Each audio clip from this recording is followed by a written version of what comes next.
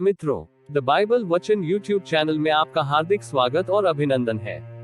आज हम जिस विषय पर चिंतन और मनन करने जा रहे हैं वो हर एक मसीही को जानकारी होने चाहिए कि हम परमेश्वर से आशीष कैसे प्राप्त कर सकते हैं। यह विषय हर व्यक्ति के मन में घूमता रहता है। मित्रों, जब भी हम कोई विषय को चुनते हैं और वीडियो को बनाते हैं जिससे आपको अच्छी तरह से जानकारी हर किसी व्यक्ति को मिले, इसलिए कभी भी वीडियो को पूरा देखा करें। मित्रों, चैनल में पहली बार विजिट किए हो तो चैनल को सब्सक्राइब करना और लाइक करना न भूलें। तो चलिए हम आज के विषय की ओर आगे बढ़ते हैं।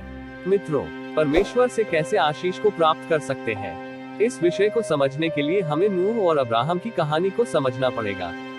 नूह और अब्राहम को तो परमेश्वर बिना मांगे ही सब कुछ देता था, लेकिन हम तो मांगने के बावजूद भी नहीं मिलता है।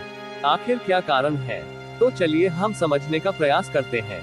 मित्रों, जब हम नूह और अब्राहम की कहानियों को पढ़ते हैं तो नूह और अब्राहम में एक बात समान थी।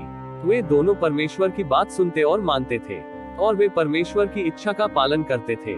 चाहे परमेश्वर जो भी कहे, वे ईमानदारी से परमेश्वर में विश्वास करते थे और लेशमात्र भी सौदे और मांग के बिना परमेश्वर के वचनों के अनुसार कार्य करते थे।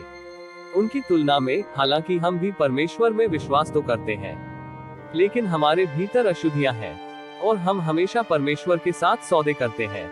मुझे किसी व्यक्ति का कहानी याद आ रहा है। जब परमेश्वर ने उसे आदेश दिया तो उसने सबसे पहले अपने फायदे के बारे में सोचा। वो व्यक्ति उन कर्तव्यों को निभाने के लिए तैयार नहीं था, क्योंकि वो उसमें अपना ही फायदा खोज रहा था। अगर वो व्यक्ति काम किया भी तो वो वास्तव में आज्ञा पालन नहीं किया। उसमें परमेश्वर के प्रति कोई विचारशीलता नहीं थी।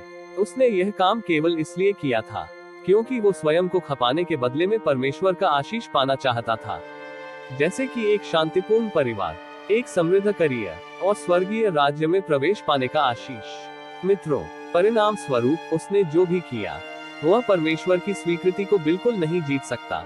इसलिए यदि हम परमेश्वर के आशीष के भीतर रहने की उम्मीद करते हैं तो हमें नूह का जीवन को अनुकरण करते हुए पूरी तरह परमेश्वर की आज्ञा का पालन करना चाहिए।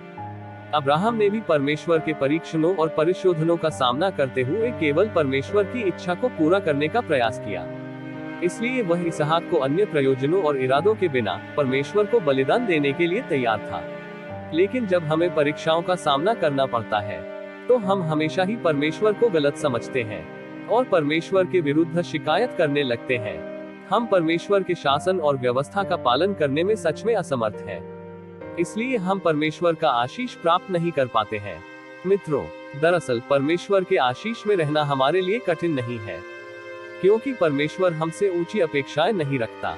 जब हम परमेश्वर को समझते हैं तभी हम परमेश्वर में विश्वास और उनकी आज्ञाओं का पालन कर सकते हैं। परमेश्वर का भय मानना, बुराई से दूर रहना, चाहे कोई भी बात हो, चाहे परमेश्वर का आदेश हो, इम्तिहान या परीक्षण हो, हमें भी नूह और अब्राहम की तरह आज्ञाओं का करना होगा। तब हम परमेश्वर का आशीष को प्राप्त कर सकते हैं। परमेश्वर का वचन कहता है, ऐसे लोग जो परमेश्वर का भय मानते और बुराई से दूर रहते हैं, ऐसे लोग जो सचमुच में परमेश्वर का अनुसरण करते हैं, उसको ध्यान से सुनते हैं और उसके प्रति वफादार होते हैं, और ऐसे लोग जो उसकी आज्ञा का पालन करते हैं, ये ऐसे लोग हैं जो प्रायः परमेश्वर के आशीष प्राप्त करते हैं और परमेश्वर बिना किसी हिचकिचाहट के ऐसे लोगों को आशीष प्रदान करता है। मुझे उम्मीद है कि आज के विषय की पूरी जानकारी मिल गई होगी कि कैसे एक व्यक्ति आशीष को प्राप्त कर सकता है। मित्रों, ऐसे ही वीडियो को देखने के लिए चैनल को सब्सक्राइब जरूर कर लेना। किसी और विषय के साथ फिर मुलाकात होगी। तब तक प्रभु आपको संभाले रखे।